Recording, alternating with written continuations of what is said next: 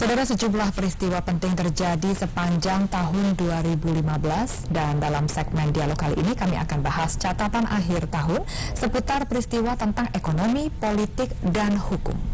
Baik, dan di studio kita juga sudah hadir Ketua Umum Gerakan Membangun Tanah Air atau GEMTA, yaitu Bapak Indra Hasan. Selamat pagi, Bapak. Ya, selamat pagi. Ya, terima kasih sudah.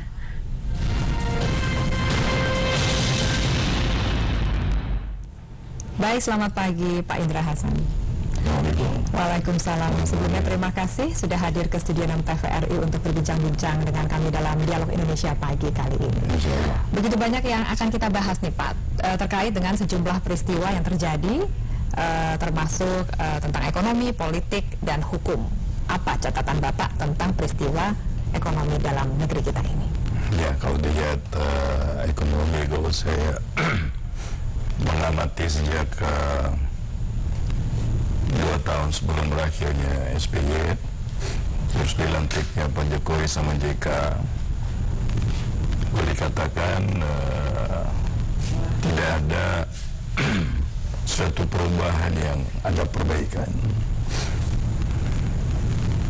Sebenarnya modal Jokowi itu cukup besar, selesai pesta demokrasi, tapi oleh karena susunan kabinetnya tidak mumpuni, sehingga tidak mampu menjawab tantangan perekonomian yang begitu berat. Yang kedua, kemerosotan tukaran currency kita, rupiah, itu sejak 2012 sampai hari ini meningkat terus. Jadi artinya indikasi perubahan ekonomi kita 2016-2015 boleh dikatakan tidak ada perubahan yang baik. Sisi lain, seperti ada penyelenggara jaminan sosial, masyarakat dibebani asuransi sosial. Nah, sebenarnya tanggung jawab pemerintah untuk menjamin kesehatan masyarakat, tapi pemerintah berusaha melepas tanggung jawab untuk menjawab kesehatan itu dibebankan masyarakat. Artinya ekonomi negara tidak berjalan, sehingga masyarakat kembali bertanggung jawab pada kehidupannya. Sisi lain, memang kita terbelit masalah, ada gesekan politik dalam pemerintah itu sendiri, sehingga pemerintah tidak kerja maksimal untuk memperbaiki keadaan ekonomi kita. Ekspor tidak berjalan, neraca yang berjalan, kita defisit. Ekspornya tadinya 200 miliar per tahun, sekarang tinggal 61 miliar. Artinya importnya lebih besar daripada ekspor. Jadi defisit cukup besar. Untuk menutupi kekurangan pembangunan kita, pemerintah memilih pinjaman. Jadi artinya negara ini makin banyak utang, rakyatnya akan bertanggung jawab pada utang itu. Misalnya kita pinjam dari Cina, saya mendapat data Red Corporation. Jadi pinjaman dari Cina itu, Cina mengharuskan 50% dari pinjaman itu harus beli barang komoditi Cina. Artinya pinjaman itu kembali lagi ke Cina. Jadi kita ini, rakyat ini harus bayar 100% pinjaman itu. Jadi artinya untuk membangun infrastruktur dan sebagainya tidak menjawab perbaikan ekonomi masyarakat, ekonomi negara ini, bahkan terpuruk. Yang ketiga, yang sisi lain, seperti ideologi liberal. Jadi ideologi Pancasila sudah tinggalkan ekonomi Pancasila. Jadi indikasi yang terjadi, pengangguran di mana-mana, dari sektor tidak berjalan, sehingga pengangguran industri sektor padat karya itu nggak ada, sehingga pengangguran meningkat, timbul instabilitas Kamtipmas di dalam negeri, timbullah indikator-indikator yang mengganggu kedaulatan negara. Ini yang terjadi saat ini. Ya, Pak, kalau tadi terkait dengan peminjaman ke Tiongkok tadi berarti tidak memberikan sisi baik bagi negara kita, tampaknya. Kalau pinjaman itu murni bisnis, membangun satu real sektor, misalnya sisi food security, sisi pertanian, peternakan, itu kan padat karya. Jadi kita bangun industri peternakan, automatically pasti bangun industri food crops, lapangan kerja. Contoh di Jawa soilnya kan bagus. Terus budaya masyarakat Jawa sudah budaya pertanian dan peternakan. Ini yang tidak dilakukan, sehingga banyak TKW yang keluar, sehingga dignity bangsa ini makin terpuruk ke depan. Nah, pinjaman kita bangun infrastruktur, saya ambil contoh saja. Pemerintah membangun kapal cattle ship, mungkin pernah tahu kan, satu kapal ngangkutin 500 ekor, tapi yang diangkut nggak ada, tidak ada, maksudnya sapi di NTT, di NTB, Sulawesi itu sudah nggak ada. Apa mau diangkut? Ya, artinya infrastruktur yang dibangun oleh pemerintah satu kapal tadi hanya boleh dikatakan semacam brand image untuk pemerintah, tapi indikator membangun real sektornya nggak berjalan. Infrastruktur namanya tol laut itu hanya brand image bahwa pemerintah melakukan suatu tol laut, tapi hasil akhirnya pemerintah akan terpuruk, kan feedbacknya pasti negatif di mata masyarakat karena real sektornya tidak berjalan. Oke, kalau kita berbicara masalah ekonomi, Pak, tentunya kita langsung terbayangkan bahwa terkait dengan pelemahan rupiah yang sangat anjlok terhadap dolar Amerika. Apakah hal ini juga salah satu yang paling mempengaruhi sendi perekonomian negara kita? Ya, karena komponen industri itu sebagian besar kita import. Terus sisi lain banyak bahan baku industri, misalnya saya kasih real sektornya industri sosis, home industrinya meatball, bakso, itu bahan bakunya kan dari daging. Artinya kita harus dalam dolar, terus kita utang dalam dolar. Kita juga harus bayar pakai dolar. Sedangkan ekonomi Amerika lagi positif, lagi bagus, sehingga bank sentralnya mau menaikkan suku bunga. Ekonomi Asia terpuruk, yuan devaluasi. Sedangkan Indonesia ini sebagian besar integrasi ekonominya dengan Tiongkok. Nah, sehingga indikatornya dolar itu sangat mempengaruhi dinamika ekonomi dalam negeri Indonesia. Jadi sehingga industri real sektor ini tidak berjalan sebagaimana apa yang kita harapkan. Jadi kalau Mbak tanya sangat pengaruh, sangat mempengaruhi dengan currency kita yang terperosok, dolar makin menguat, terus ekonomi Asia Tiongkok terpuruk, yang tadi merupakan partnership kita. Ini yang pengaruhi ekonomi kita.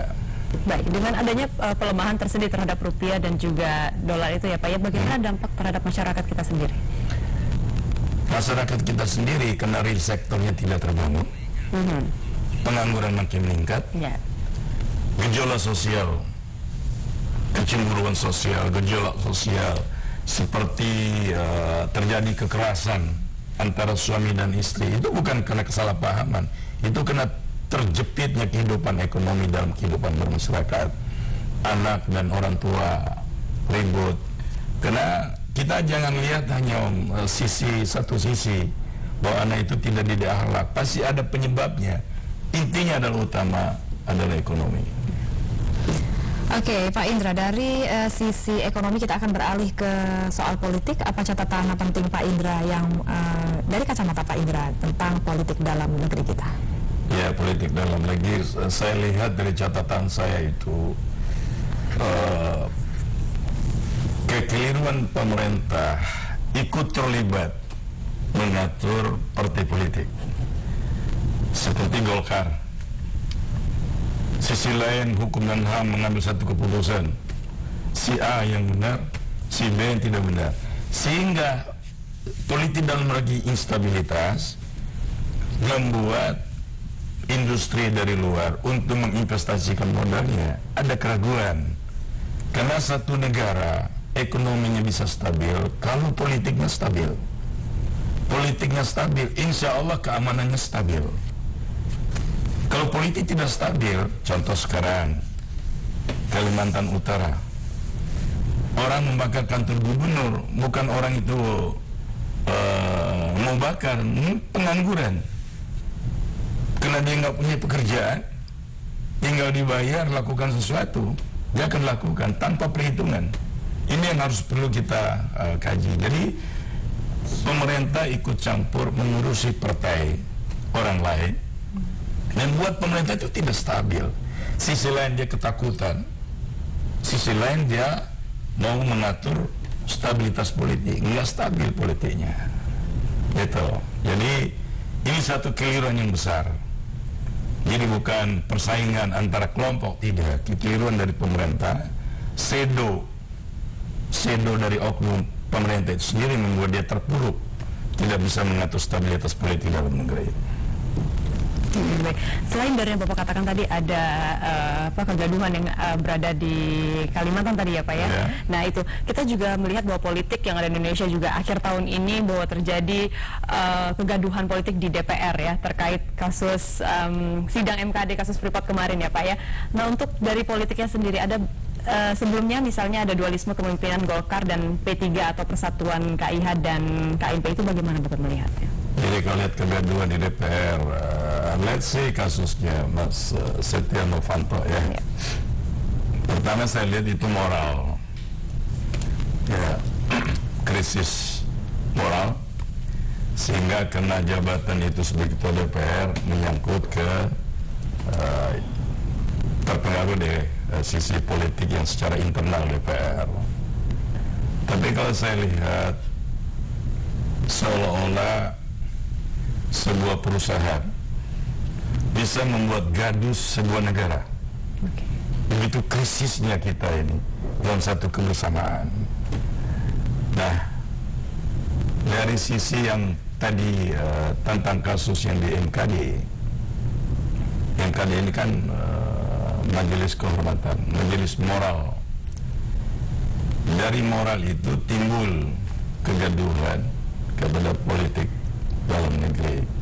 Tapi kalau saya lihat tidak terlalu terpengaruh, karena ini kan hanya sebuah kepentingan satu kelompok yang mungkin persaingan antara kelompok itu sendiri.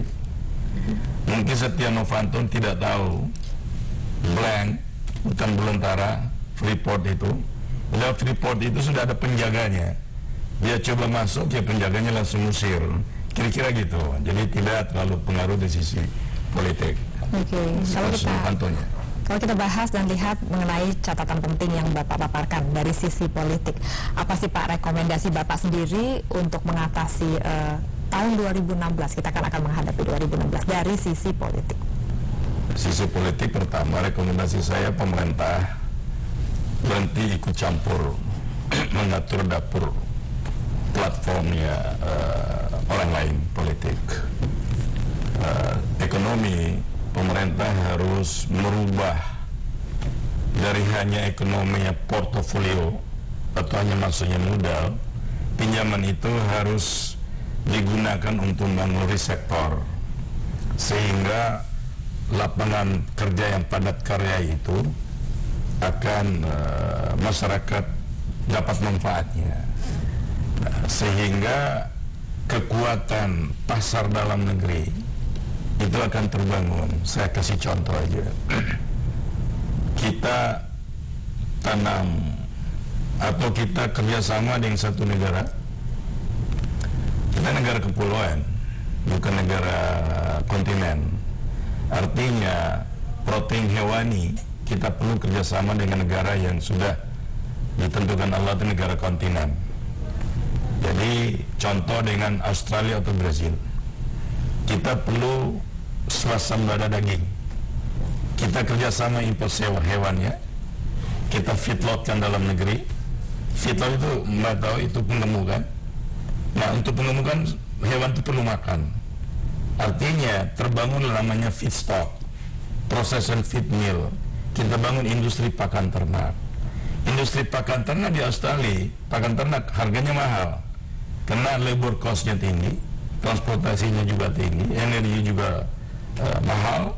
Jadi kita bisa bangun feedstock dalam negeri, digunakan untuk menemukan sapi tadi. Sapi itu di slaughter, proses meatnya, over produksi, kita bisa ekspor. Nah, ini yang bisa kita lakukan dalam bentuk jangka pendek. Ini yang saya kasih tahu Pak Jokowi. Untuk Pak Jokowi ke rumah saya kasih tahu. Ini jangka pendek. Jangka menengahnya kita bangun secara bersama-sama integrated dengan negara yang sudah punya kemajuan di food security, supaya Indonesia ini bukan hanya negara konsumen, menjadi negara produsen, sehingga kita bisa ekspor food kita ke negara lain, misalnya negara Timur Tengah yang lagi perang, atau negara ASEAN sekarang nanti membuka ekonomi ASEAN. Jadi Indonesia ini sebenarnya kita mampu, Mbak, kita nggak mampu, hanya kemauan menggunakan kemampuan ini yang belum. Baik, tapi berbicara mengenai bahwa Indonesia harusnya menjadi ekspor gitu, apa memang Indonesia sudah mampu seperti itu Pak untuk menjadi ekspor seperti itu? Kita mampu, karena ideologi kita Pancasila, kita ada Allah. Sila pertama itu Allah. Jadi pasti mampu manusia yang berkeyakinan kepada Allah. Semua Allah yang ngatur, semua Allah yang berikan pada kita. Kita harus kembali ke sana. Jadi jangan kita mengatur. Jadi hidup ini harus pandai merasa. Jangan terus kita merasa pandai. Kalau kita merasa pandai, kita jadi bodoh. Karena yang maha pandai itu ada Allah Subhanahu Wa Taala. Jadi kita harus kembali ideologi kita, ideologi Pancasila. Kita tidak boleh pengaruh dengan ideologi komunis atau ideologi liberal. We are the best ideologi, itu ideologi Pancasila. Sila pertamanya, ini saudara-saudara kita yang umat Kristiani